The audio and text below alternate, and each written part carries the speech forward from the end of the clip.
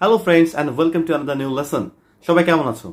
আজকে আমরা সচরাচর ইংলিশে কথা বলতে গেলে বা লিখতে গেলে ভুল হয় এরকম 5টা কমন ভুল নিয়ে কথা বলবো, যেগুলোতে আমরা কিন্তু অ্যাওয়ার না। এগুলো খুব major mistakes, but we are not aware of them. So একটা একটা করে আমরা বলতে থাকি আর তোমরা এটাকে নোট ডাউন করে লেখো, যাতে করে নেক্সট টাইমে এই ভুলগুলো তোমাদের আর না হয়। So now let's get in the পড়াশোনা।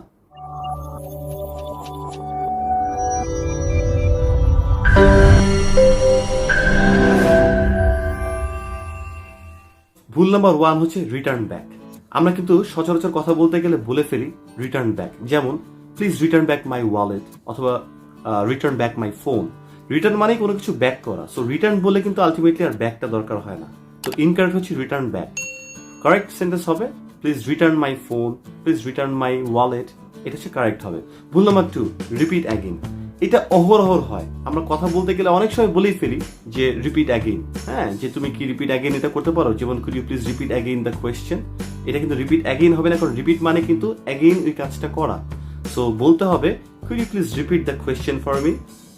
ভুল নাম্বার 3 ফ্রি গিফট।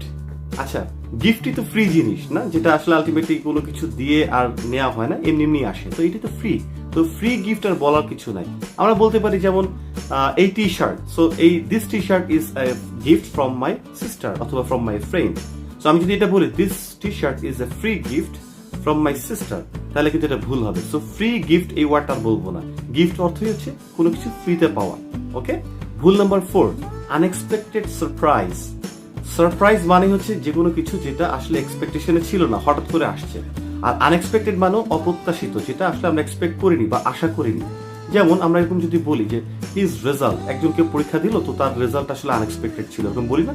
তো আমরা যদি এরকম বলি যে his result was unexpected surprise for us, তাহলে কিন্তু ভুল হবে। বলতে হবে his result was unexpected for us, অথবা এটাও বলতে পারি his result was a surprise for us.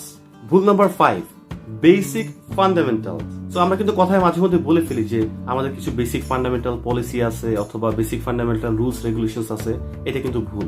তো যদি এরকম বলি আমরা, যেমন কোনো অর্গানাইজেশন বা টিম থেকে, যেমন আমাদের একটা টিম আছে বা আমাদের একটা অর্গানাইজেশন আছে, সো সেখান থেকে যদি আমি বলতে চাই বেসিক নিয়ে, তাহলে আমরা ফান্ডামেন্টাল ওয়ার্ডটা আনবো না। যেমন উই না বলে বলি our team has some basic rules and regulations অথবা সাম বেসিক পলিসিস। অথবা বলতে পারি আওয়ার টিম অথবা our organization has fundamental policies অথবা সাম ফান্ডামেন্টাল পলিসিস, এরকমও বলতে পারি। সো ফান্ডামেন্টাল যদি বলি তাহলে আর বেসিক বলবো না, বেসিক বলে ফান্ডামেন্টাল বলবো না। সো এই যে প্রবলেমগুলো নিয়ে কথাগুলো বললাম, সেগুলো হচ্ছে গ্রামারের রিডান্ডেন্সির আন্ডারে। আমরা যদি আইএলটিএস পরীক্ষা দিতে যাই তখন আমাদেরকে লিখতে হবে বা বলতে হবে। যখনই আমরা এইগুলো করবো তখন কিন্তু আমাদের মার্কস কাটা যাবে। প্লাস আমরা যখন ইংলিশে কনভারসেশন করবো কারোর সাথে, তখন আমাদেরকে মাথায় রাখতে হবে এই বেসিক ভুলগুলো যেন না হয়ে থাকে। নেক্সট লেসন আবার দেখাবো ইনশাল্লাহ। ততদিন পর্যন্ত ভালো থেকো। আল্লাহ হাফেজ।